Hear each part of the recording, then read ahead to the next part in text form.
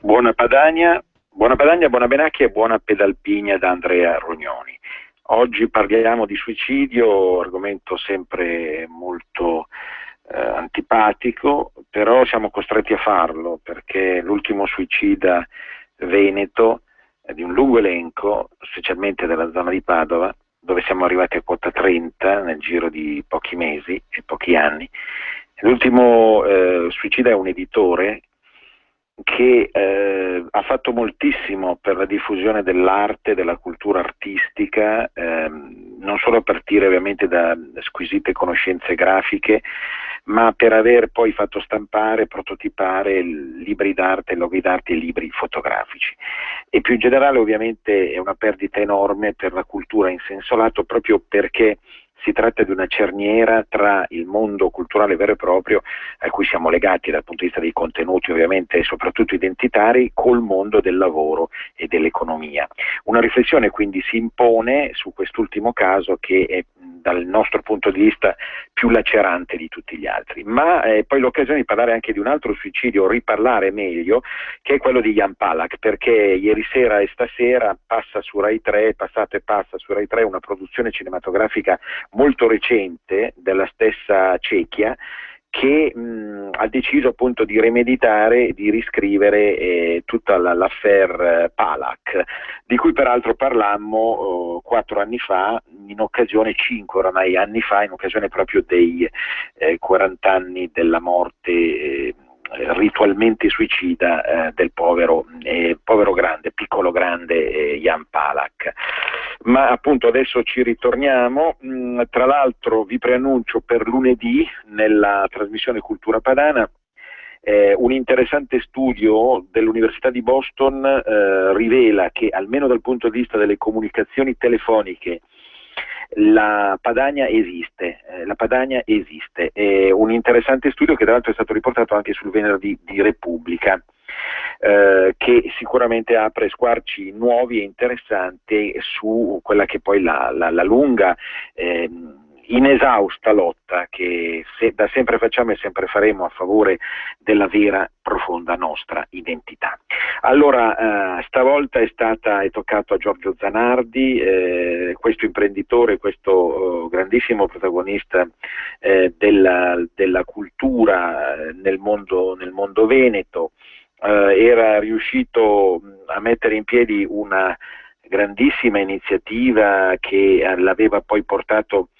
alla fama nel giro di 50 anni, quindi aveva iniziato da giovane, e purtroppo la situazione vi è più complicata, che ha portato la Zanardi a ridurre il personale da 300 a 100 e poi a tutta una serie di fatti e di eventi a sfondo economico-finanziario che noi qui ovviamente la nostra non è una rubrica di questo genere e lasciamo ad altri questo onere. Certamente quando le banche non si fidano più, così hanno scritto moltissimi giornali ieri in riferimento al suicidio di Zanardi, diventa difficile sostenere e andare avanti ovviamente, e quindi quando l'azienda è tutta la vita,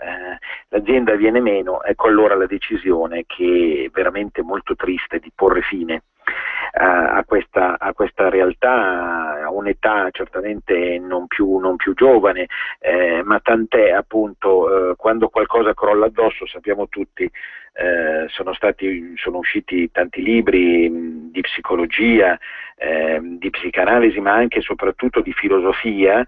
dell'azione del levar la mano su di sé, si dice appunto, cioè suicidarsi. Naturalmente, come abbiamo detto anche in altre occasioni, e soprattutto in occasione dei suicidi torinesi che hanno caratterizzato la storia della letteratura, ma anche poi della vita e del costume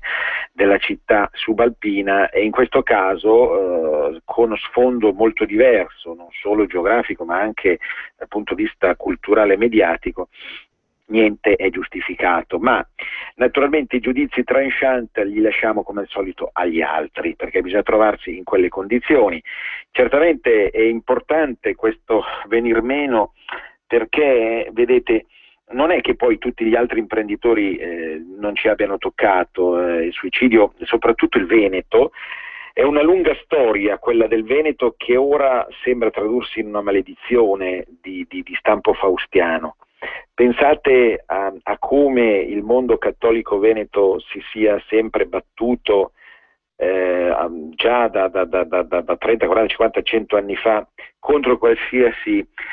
fine della vita, diciamo, artificiale. Artificiale è una parola che poi comprende anche l'eutanasia, il problema dell'eutanasia, eccetera, ma che sicuramente, insomma, si sottrae al destino e cerca di sostituirsi in qualche modo alla natura stessa. Ecco, in quello stesso mondo ora, nel profondo Veneto, che tanto amiamo naturalmente come padanisti, ebbene si sta compiendo un fatto orribile, orribile, orribile, non ci sono più parole, signori. Chi ha fatto cultura, tenete conto che c'è tutto un insieme di concause che portano al declino e alla crisi economica della Zanardi. Dobbiamo considerare un'impresa nata artigiana che poi attraverso una serie di acquisizioni è diventata una grande realtà industriale, con prodotti anche su misura per il cliente, collaborazioni con nomi estere di prestigio, e soprattutto questi libri d'arte che hanno sempre interessato anche Arte Nord, dai tempi c'erano stati contatti ai tempi anche del presidente Reggianini, e sempre l'attenzione nei confronti di questo tipo di cultura editoriale che produce arte a favore di tutti quelli che evidentemente non hanno soltanto quella cultura adeguata e specifica, ma sicuramente si aprono all'arte nella misura in cui magari riescono a sfogliare un libro. Ebbene, dicevo, tante concause, pensate a internet, pensate a quanto il mondo sia cambiato dal punto di vista delle comunicazioni, l'arte è diventata virtuale, l'arte non è più soltanto un libro o un libro forse per certi aspetti oggi come oggi non riesce più a rendere completamente la bellezza dell'arte. Fatto sta che la situazione è andata precipitando e tra l'altro abbiamo delle ricadute anche sul fronte friulano per la recente acquisizione della Zanardi anche di altre aziende come la Lagatoria Friulia di Maniago, imprese di Pordenone, l'Esaprint a Maniago, ancora l'editoriale Lloyd a Trieste, la Ergon a Ronchi dei Legionari. E quindi una situazione a catena che andava diventando maledettamente devastante dal punto di vista evidentemente psicologico dello Zanardi, che ha poi trovato appunto questo esito davvero, davvero incredibile. E questa cultura, questo aver creato cultura è anche, secondo noi, naturalmente non diamo un'interpretazione direttamente politica come non facciamo mai, ma dal punto di vista del costume, della mentale modo di essere, è anche poi il crollo dei valori identitari, il crollo della possibilità di sostenere, attenzione, anche economicamente. Certamente lo Stato ha distrutto la libera imprenditoria, lo ha fatto negli ultimi 20 anni in maniera esemplare, attraverso mille maniere, eccetera, e con la crisi poi non ne parliamo, dal 2008 fino ad oggi. Ebbene, però sempre dietro c'è un problema. Il mondo identitario, che non essendo autonomo e non riuscendo a valorizzare quelli che sono i valori effettivi della cultura, in questo caso della cultura veneta, anche se poi in quei libri prodotti dalla Zanardi si parlava anche o si mostravano quadri di tutto il mondo, ma certamente il tutto era rifiltrato da una sensibilità, da una voglia di indagine e di innovazione che era tipica del mondo veneto, del mondo padano. Ecco, quando noi diciamo, quando non c'è più una sensibilità, un'assistenza, una cura, una curatela, un interesse verso i valori identitari, questi sono i risultati. Sono risultati di un amaro completo e assoluto. Certo, non si giustifica mai un suicidio dal punto di vista non tanto, voglio dire, di un discorso di ordine religioso, ma proprio dal punto di vista antropologico, dal punto di vista, insomma, di una decisione antropologica che non deve ridurre l'uomo a macchina, in grado quindi di chiudere il rapporto con il mondo esterno da un momento all'altro attraverso un colpo di macchina. Ecco, questo d'accordo, però dobbiamo sempre considerare il fatto che si è arrivati a questo punto perché il mondo veneto, come qualsiasi altro mondo padano, non ha avuto più la possibilità di gestirsi in maniera autonoma e quindi di rinnovare spunti, volontà, interessi che certo si sarebbero tradotti anche in un discorso economico, è evidente, in modo tale da salvaguardare questo patrimonio come altri patrimoni. Certamente tutta l'imprenditoria ha un patrimonio enorme, qualsiasi cosa produca, ma vedere come questo uomo, è vero, già âgé, che decide di togliersi la vita dopo aver dedicato l'intera esistenza a questa produzione di cultura, veramente amareggia in maniera stomacante, signori, stomacante. Penso che chi mi ascolta capisca quanto sia importante in questo caso quel tipo di attenzione al mondo culturale che proprio è il tallone d'Achille di un sistema che certamente a livello globale è diventato spietato nei confronti della cultura. La cultura è oramai soltanto spettacolo, l'arte è soltanto cassetta per fare la fila, per vedere le file ai musei, per ingrassare le varie realtà museali. E d'altra parte non esiste più neanche su un giornale una terza pagina vera e propria, insomma, alla radio siamo una delle poche trasmissioni che ancora in qualche modo parlano di cultura, puntini, puntini, puntini. E intanto il pensiero va a un altro suicida, a un altro grande famoso suicida di cui appunto già parlammo in altre occasioni, in occasione del quarantennio della morte, ed è Jan Palach. Questo perché è passato già ieri sera I fuochi di Praga, un'interessante produzione ceca, recentissima, del 2013. È raro che poi, diciamo, in televisione sia Rai che Mediaset passino delle produzioni così recenti. Di solito anche gli stessi film americani in prima visione TV aspettano 2, 3, 4, 5 anni. Ebbene, evidentemente la scelta è stata fatta da parte di Rai 3 proprio proseguendo quella linea che io vado sottolineando in varie maniere dall'inizio dell'anno, che tenta appunto di riscrivere la storia. Perché prima di adesso nessuno aveva mai pensato alla Rai di ricostruire la vicenda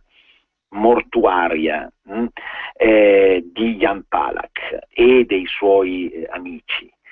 Perché evidentemente era un argomento troppo scottante.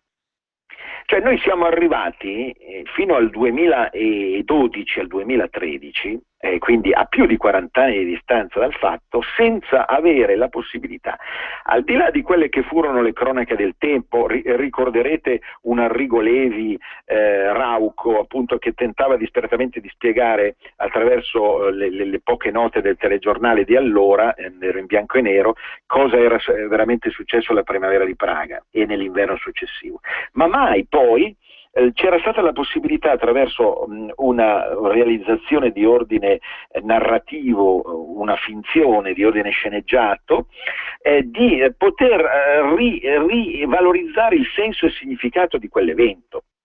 Noi, attenzione, il nostro giudizio lo dammo 4 anni fa, in una trasmissione appunto del gennaio del 2009, e dicemmo: Jan Palach è uno di quei giovani che ce ne sono stati tanti, che si sono immolati, sbagliando naturalmente, ma con una finalità altissima, si sono sacrificati per l'identità. Questa parola appunto che il mondo oramai fa fatica a capire, no? E certamente il nostro giudizio non fu tanto sul discorso del comunismo, sappiamo tutti quello che successe, i carri armati che arrivano da Mosca, tutta una serie di situazioni che evolvono come in Ungheria verso la catastrofe, eccetera, eccetera. Però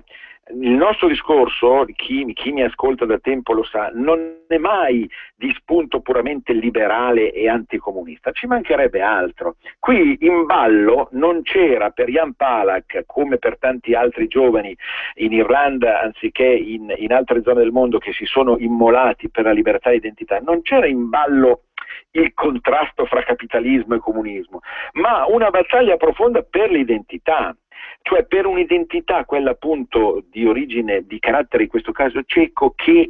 veniva stramazzata, strozzata, strangolata dal mondo orientale. Ebbene, all'interno di questo lavoro, che sicuramente appare molto interessante dalla prima puntata, poi questa sera vedremo la seconda puntata alle ore 21 e rotti su Rai 3, sicuramente mette a fuoco il problema e dà dei riferimenti che sono estremamente interessanti da questo punto di vista, cioè cerca di far capire effettivamente come e perché il Palach abbia agito in quella Praga invernale e soffocata dal mondo russo, in modo tale da far richiamare l'attenzione del mondo proprio sul problema ceco. Il lavoro è ben congegnato e ben fatto, però ovviamente in questa produzione, che è una produzione ceca ma che poi è stata ripresa evidentemente dai dirigenti Rai perché è ritenuta estremamente stimolante, mancano alcune cose. Manca il senso e il significato ultimo della parola identità e di come abbia gestito il problema dell'identità lo stesso Palach. Manca una riflessione effettivamente serena, perché in fondo sembra che prema a chi ha fatto partire l'iniziativa finalmente di chiudere un lungo periodo in cui non si poteva parlare del comunismo, tantomeno del comunismo russo, in cui appunto le cose non erano state effettivamente chiarite da questo punto di vista, e sull'onda, già l'abbiamo detto questo concetto, non del renzismo politico, che ci interessa di meno, ma che sicuramente ora appare in tutti i suoi termini evidente come ruolo che sta giocando nel 2014, ma per il renzismo culturale. Che cosa vuol dire renzismo culturale? Vuol dire che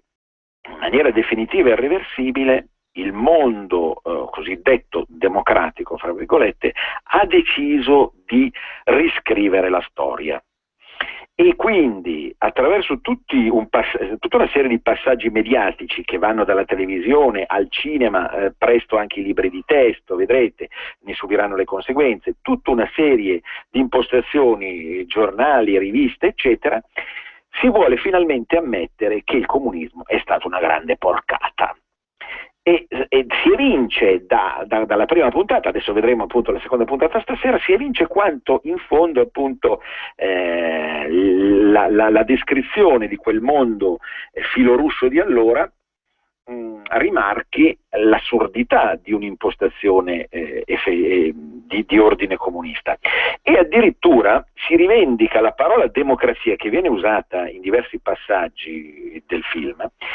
si rivendica la parola democrazia come chiave di soluzione di tutti i problemi, anche se devo dire, adesso vedremo stasera, ma anche se devo dire rimane aperta una ferita proprio sull'indagine del fatto che se Palach abbia agito da solo oppure no. Però il fondale su cui agiscono questi nuovi attori dal punto di vista delle iniziative che emergono anche nella stessa Rai è quella poi che prosegue la nouvelle vague che si va imponendo, appunto, come dire, noi democratici non abbiamo niente a che fare con quel mondo, se ci siamo passati di mezzo abbiamo sbagliato, chiediamo scusa, puntini, puntini, puntini. Questo è inaccettabile. Perché è inaccettabile? Per due motivi fondamentalmente. Il primo, che l'evoluzione da una dimensione comunista o tardo-comunista a un'evoluzione democratica non appare ancora chiara e non appare ben congeniata in termini di coerenza e di congruenza. Il secondo fattore è che attorno al comunismo si possono dire delle cose ben più importanti, ben più profonde di quelle che quel mondo stesso che arriva da lì può effettivamente dire.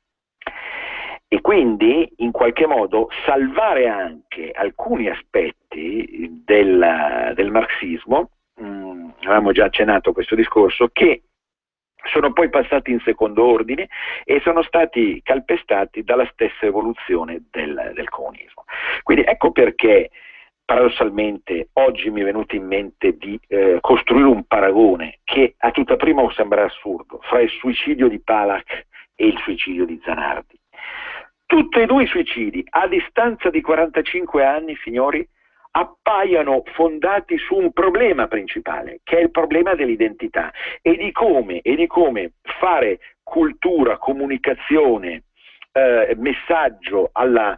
gioventù o a chi si ritiene sempre giustamente giovani sull'onda dell'identità senza essere travolti dal mondo comunista da una parte o dal mondo capitalista dall'altra, che certamente ci hanno messo del suo sotto tutti i punti di vista per provocare il suicidio di quel ragazzo. Pensate, un ragazzo di 20 anni e un uomo di 74, l'alfa e l'omega della vita nel giro di 45 anni. Sembra il mondo alla rovescia naturalmente, no? Perché avreste pensato, voi che avete più o meno la mia età, ascoltatori, ascoltando le parole di Arrigo Levi al telegiornale, che tanti anni dopo si sarebbe verificato all'interno del mondo capitalista, come dire, un suicidio di protesta e di sconforto rispetto al sistema bancario e finanziario, nella stessa misura in cui allora ci fu una protesta e uno sconforto suicida nei confronti del mondo comunista? E questa è la storia, è il mistero, il segreto lacerante della storia, lacerante perché il sangue comunque è sempre voluto e triturato da chi combina i mestieri della storia. Qui naturalmente negli ultimi minuti, anche aprendo le linee 0266203529, dobbiamo effettivamente ancora una volta riflettere sul senso e significato del togliersi la vita oggi, perché certamente noi possiamo fare un dialogo dei massimi sistemi, possiamo tirare in ballo Galilei, Kant, Hegel, possiamo tirare in ballo i grandi teologi da Sant'Agostino a San Tommaso per arrivare ai contemporanei, penso a Maritain e agli altri, ma non arriveremmo molto lontano senza mettere in campo il problema dell'identità. Una chiamata in attesa. Certo. Pronto? Silvio da Novara, buongiorno professore. Salve Silvio. Io così mi riferisco purtroppo a questa luttuosa notizia dell'editore che si è tolto la vita. Io telefono perché piccolo imprenditore che sta in piccolo in proporzione naturalmente numerica, che sto vivendo tutto quello che ha subito il signor Zanardi e valutando, diciamo, col metro della dedizione che ho dato e profuso per tutta la vita e tutte le nostre generazioni, da tre, e il riscontro che avevamo trovato in uno stato insensibile, perché rappresentante degli interessi solo economici e finanziari che non tengono conto dello sviluppo dei popoli, anzi ne traggono solo profitto. Mi sono permesso così di chiamare, a parte per fare le condoglianze alla famiglia, estesa a tutti anche gli altri imprenditori che in questi giorni si sono uccisi 4 in una settimana, perché per condannare questo criminale disegno che si stanno portando avanti i banchieri che privilegiano solo l'utile. Noi abbiamo a Novara, sono novarese, abbiamo una casa editrice altrettanto famosa, lei conosce, tutti conoscono, la Diagostini. La Diagostini si è salvata per la cronaca solo quando l'hanno indirizzata al finanziario, automatica, assicurazioni, eccetera, dimenticando quello che era la loro capacità di tecnologia e di arte. In effetti la edizione come editoria è sul lastrico oppure la vogliono far morire. Per cui quando siamo governati, io vorrei il suo conforto, professore, da persone che sono, diciamo, che non vedono lo sviluppo del popolo, ma solo danno l'interesse della classe dominante finanziaria, a mio parere in noi dovrebbe svegliarsi un sentimento di reazione che potrebbe essere di tutti i tipi. Qualcheduno l'ha indirizzato al suicidio di protesta, qualche altro vivente dovrebbe indirizzarlo alla eliminazione di questi gruppi dirigenti che sono la rovina dell'umanità. Io spero che vi siano nel nostro movimento dei leader in grado di indirizzare questi sentimenti di ribellione che potrebbero sfociare, e non mi importa dove, comunque alla rimozione di questi brutti criminali. Grazie, chiedo scusa. Grazie Silvio. Beh, sicuramente ci sono tutti gli spunti e anche, come dire, le pezze giustificative per ragionare in una direzione simile a quella di Silvio, per tanti motivi. Naturalmente non bisogna scomodare un discorso di fondo che magari viene fatto anche dalla stessa sinistra, ma per ipocrisia sulla scuola. Certamente la scuola all'interno della dimensione culturale sta facendo poco per rilanciare il senso e il significato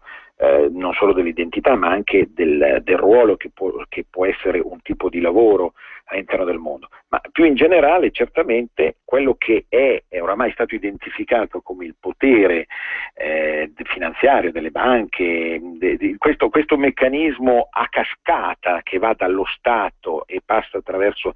questi attori al Fondo Finanziario Economico, che strangola e strozza ogni effettiva possibilità, riducendo il mercato appunto a un affare legale. Voi capite bene che ridurre il mercato a un affare legalitario è veramente qualcosa di stomachevole, ma soprattutto quando poi c'è di mezzo la cultura stessa e quindi la possibilità di crescita dei popoli, come diceva Silvio appunto, che evidentemente non vengono assolutamente più presi in considerazione. Ma io penso che da questo punto di vista chi sta combattendo la battaglia a livello politico lo sappia perfettamente e agisca nella maniera migliore, perché naturalmente anche dietro quella famosa slogan anti-euro c'è anche sicuramente, vero, questo discorso. Il tempo purtroppo trascorre inesorabilmente. Io vi voglio citare anche un appuntamento a Monza con Paolo Gulisano. Molti ricorderanno Gulisano conduttore di una fortunata trasmissione radiofonica su Radio Padania negli anni che andarono dal 98 fino al 2000 rotti. Naturalmente Gulisano poi ha scritto tantissimi altri libri vicini alla sensibilità identitaria, soprattutto sul mondo britannico, Tolkien eccetera. Bene, adesso si sta interessando di Moby Dick, che è sicuramente uno dei capolavori della letteratura universale, in questo caso americana, però lui con la sua sensibilità sta dando un'interpretazione che è molto interessante. Giovedì 20 alle ore 21 alla sala parrocchiale di via Volturno 38 a Monza, lui parla di Moby Dick e il problema del male nella letteratura moderna. È molto interessante, quindi via Volturno 38 a Monza dalle 20 alle ore 21.